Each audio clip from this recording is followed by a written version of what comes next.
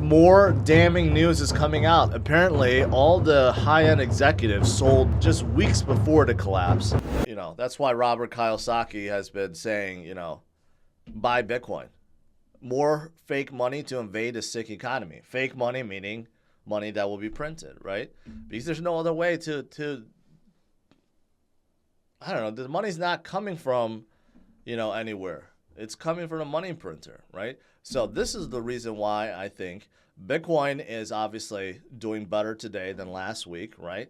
But overall, the question is, if you can't rely on a bank, then where do you put your money? Right? You withdraw your money from a bank, where do you put it? Under the bed, in your garage, safe deposit box, but that's still relying on a bank, or do you put it into something like Bitcoin? The very reason why Bitcoin was created because distrust in banks, okay? Happened after 2008. Bitcoin was released in 2009, right? And look at where it is now. It's because people got sick of, or at least Satoshi got sick of the banks and decided to create something better, right? So really all we have left is Bitcoin. If you think about it, if you can't trust the banks and you can't trust bonds, eventually, you know, that market is going to crash because that's also sustainable, right? Where you go put your money? You put it in something that they can't touch or control, Bitcoin. And speaking of Bitcoin, right, obviously, we had a big jump. You know, Bitcoin was looking a little scary because of SB Bank, right? Kind of like FTX. When FTX collapsed, we had a big scare. And then we just recovered pretty quickly after that. But it's kind of like right now, you know, SB Bank collapse, we had a little bit more scare, and then all of a sudden, boom, we're like right back up to where we were before, right?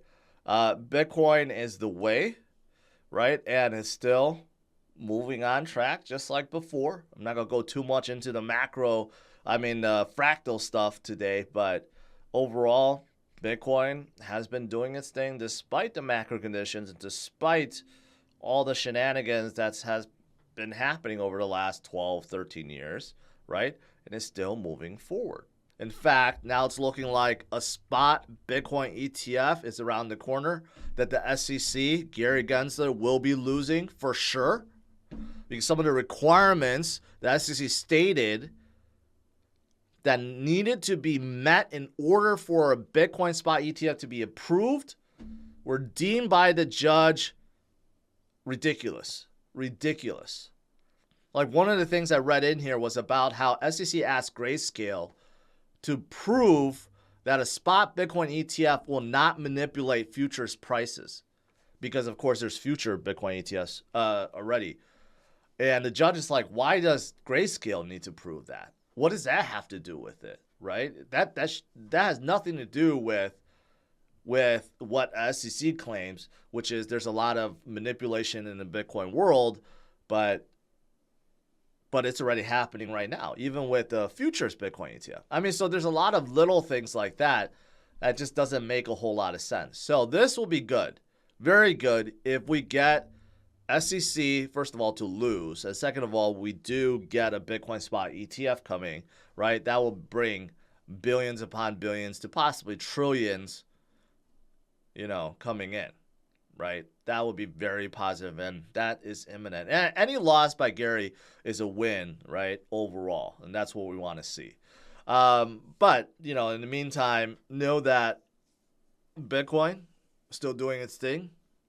You know, sometimes there's a lot of FUD. Sometimes during short time frames, there's a lot of stuff that's happening. But when you zoom out, when in doubt, zoom out, and you realize, oh, okay, it's just moving according to plan. It hasn't deviated. It hasn't done anything really that's out of the ordinary.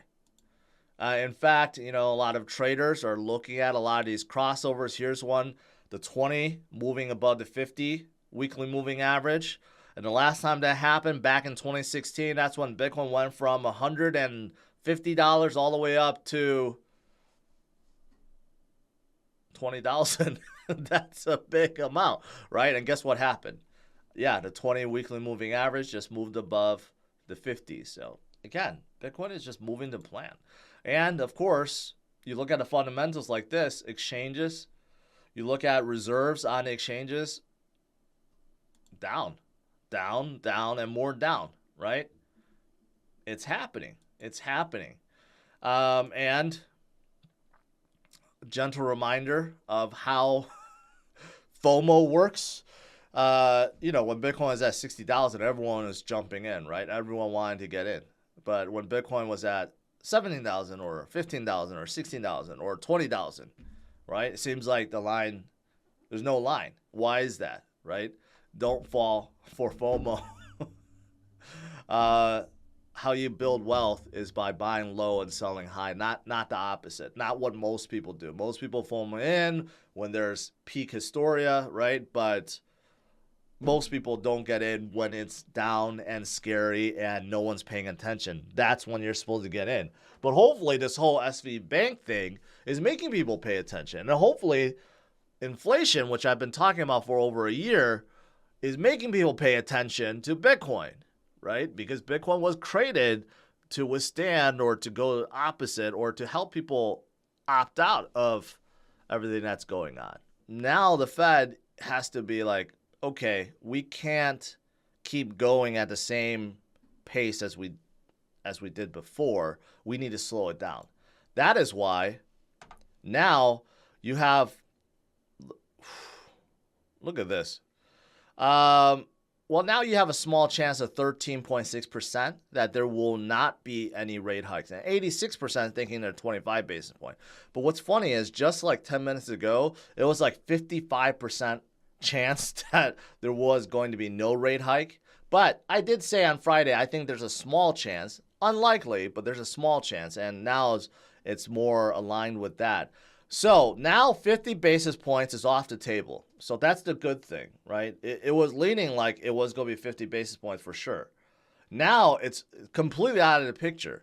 Now it's going to be either 25 basis points or 0 basis points based on what has happened over the weekend and what is going to happen this week, because there could be more failures coming.